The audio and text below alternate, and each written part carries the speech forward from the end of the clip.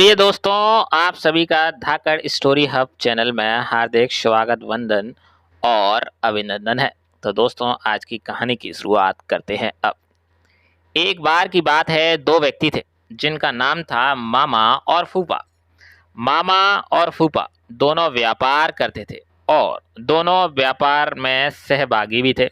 मामा ने फूफा से कहा, फूफा क्यों ना हम कोई ऐसी वस्तु खरीद लें जो जल्दी खराब ना हो, उसकी कीमत भी बढ़ती रहे, फिर हमें उसे कुछ वर्षों बाद बेचें जिससे उसके मूलधन से ज़्यादा दाम मिले। फूफा ने कहा, ठीक है मामा, तुम्हारी बात तो सही है, पर हम खरीदें क्या? उन्होंने आपस में राय मशवरा किया और लोहा खरीदने का निर्णय लिया। दोनों ने बराबर रुपए मिलाकर लोहा खरीदा। फूफा ने मामा से कहा कि लोहा वह कहीं सुरक्षित स्थान पर रख दे। मामा ने लोहा अपने पास की एक पुरानी कोठरी में रख लिया था। कुछ दिनों तो लोहा जस का तस रखा रहा, पर धीरे धीरे मामा के मन में लालच आ गया और मामा फूफा को बिना बताए लोहा बेचने लगा। काफी दिनों बाद फूफा मामा के पास आया और बोला, मामा आज लोहे का भाव काफी बढ़ गया है, जल्दी से वह लोहा निकालो, हमें इसे बेच कर आते हैं। तभी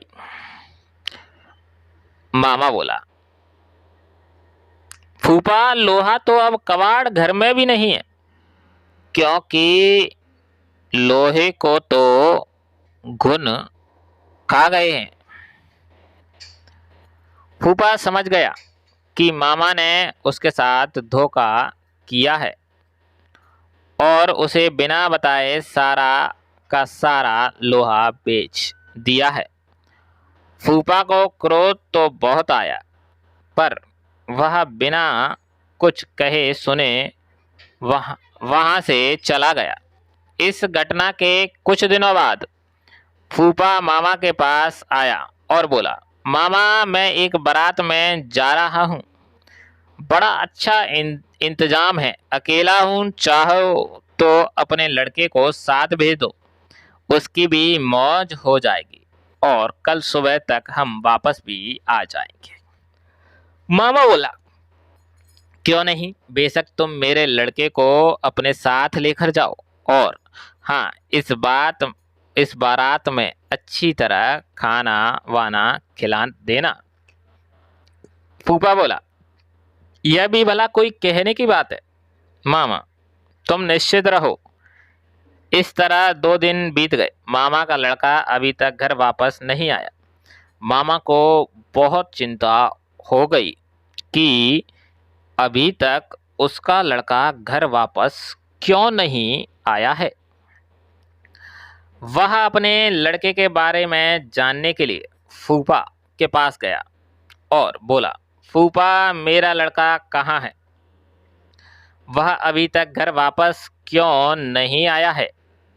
फूफा ने कहा, क्या बताऊं मामा, रास्ते में एक चील तुम्हारे लड़के को उठाकर ले गई। मामा बोला, ये कैसे हो सकता है? भला कोई चील 12 साल के लड़के को उठाकर ले जा सकती है क्या? सीधी तरह बताओ, मेरा लड़का मुझे वापस करो, नहीं तो मैं राजा भीम के पास जाऊंगा। फूफा बोला, ठीक है मामा, चले जाओ, राजा जी के पास चले, अब वही न्याय करेंगे। मामला वहां के राजा भीम के सामने पेश हुआ। राजा भीम ने सारी बात सुनी और आश्चर्यचकित होते हुए फूफा से कहा, देखो फूफा, तुम झूठ मत बोल रहे हो, भला कोई चील 12 वर्ष के लड़के को उठाकर अपने पंजों से आसमान में ले जा सकती है क्या? इस पर फूफा ने उत्तर दिया, कथा कहूँ कथावली, सुनो राजा भीम। लोहा को घुनन खाए तो लड़का ले गया चील।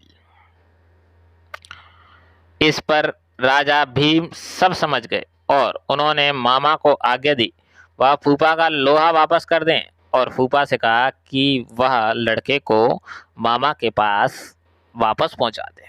जी हाँ दोस्तों, आज की ये थी अच्छी सी स्टोरी। अगर आपको पसंद आई हो तो प्लीज़ चैनल को सब्सक्राइब कर दीजिए, लाइक कीजिए, कमेंट में ढेर सारा प्यार दीजिए। धन्यवाद।